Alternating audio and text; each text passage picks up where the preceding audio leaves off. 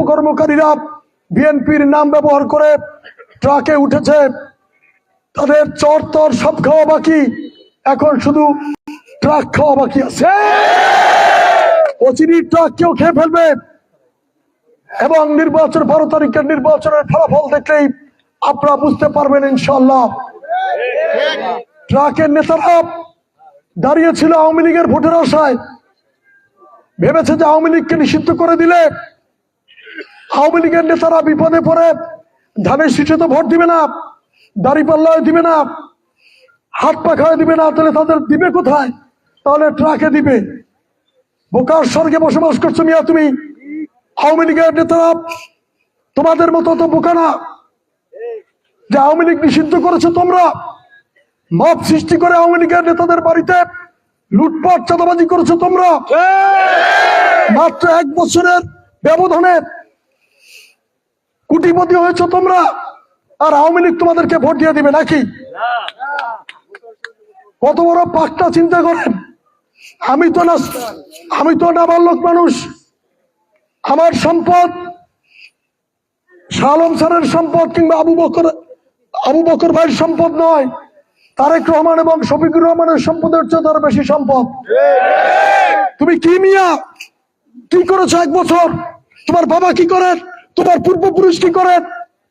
তার স্ত্রী প্রাইমারি স্কুলে চাকরি করেন, 5 তারিখের পরে বিনা বেতনে ছুটি নিয়েছেন, বেতনের টাকা লাগে না, তারা উপরি টাকায় চলে।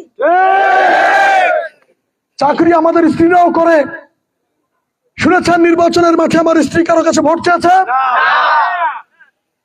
আমাদের অনেকেই তাকে বলেছিল একবার এসে দেখা করার জন্য, বলেছে আমি চাকরি করি, রাজনীতি আমার পেশা নয়।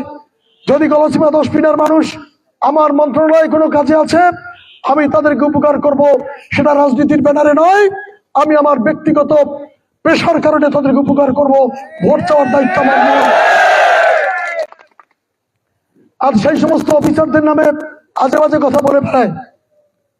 সরকারি প্রাইমারি স্কুলের টিচার শিক্ষক, বেসরকারি প্রাইমারি স্কুলের শিক্ষকদের ভোট চাওয়ার কোনো অনুমতি নেই, কিন্তু তার স্ত্রী সরকারি চাকরি করে, সে ভোট চেয়ে বেড়াচ্ছে।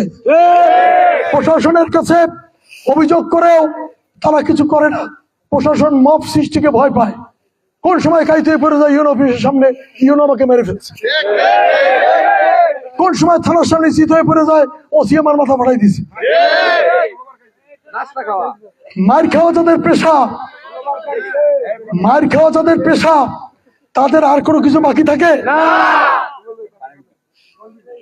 ছিনতাইকারী পকেটমার, তাদের পেশা হচ্ছে মার খাওয়ার পেশা। কোন ভদ্রলোকের পেশা কি মার খাওয়া হয়? যাই হোক, বয়স কম, বোঝে কম, কিন্তু বলে বেশি। আমি পরিষ্কার করে একটি কথা বলেছি, আমার ভাই বোন, বাবা মৃত্যুবরণ করেছেন, মা আছেন, আমার ভাই বোনদের সন্তানরা, আমার সন্তান, কাউকে আপনারা দেখবেন না এই এলাকায় তারা কিছু করে। অনেকে শালাকে বসিয়ে দিয়েছে ইউনোর পাশে, দেখেছেন না? লুটপাটের অভিযোগ করে। যতদিন ইউনো মিজান ছিল, মিজানের পাশে আরেকটা চেয়ার ছিল। কার শালার চেয়ার? আমার শালার চেয়ার। আমার শালাকে চিনেন আপনারা? শালাকে বসিয়ে রেখে কত লক্ষ টাকা ইনকাম করেছে, সব হিসাব আমাদের কাছে আছে। দুর্নীতির খতিয়ান সহ ইনশাল্লাহ সেগুলো প্রকাশ করা হবে খুব তাড়াতাড়ি।